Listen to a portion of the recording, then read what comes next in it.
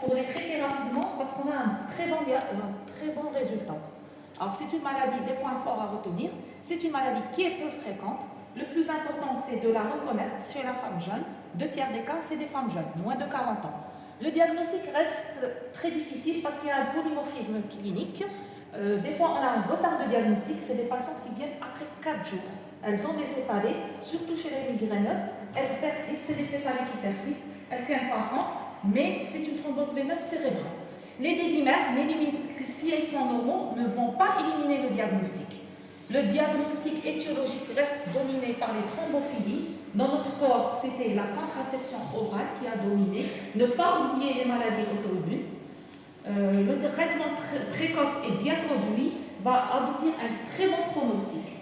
Et les risques de récidive, il reste très élevé chez les patients dont l'étiologie est d'origine maladie auto-immune. Alors, le plus important, la thrombose veineuse, comme il vient de l'expliquer, représente l'occlusion ou la thrombose d'une ou plusieurs veines du sinus du crâne. Alors, c'est un des sinus qui va être occlu. Alors, le plus important, c'est de reconnaître les signes cliniques, le diagnostic différentiel. Devant cette céphalée, je dois voir, est-ce que ce n'est pas une hémorragie ménagée? Est-ce que ce n'est pas un syndrome de vasoconstriction cérébrale?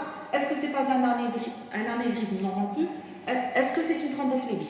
Cette thrombophlébite peut se manifester aussi par des cervicalgies, des céphalées subaiguës. Il faut éliminer une dissection carotidienne dans ce cas-là.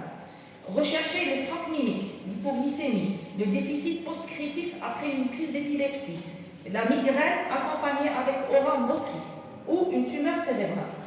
Alors, ainsi, toute la difficulté pour les médecins généralistes, c'est devant une céphalée récente inhabituelle de ne pas rater la survenue d'un AVC ou une thrombose veineuse cérébrale.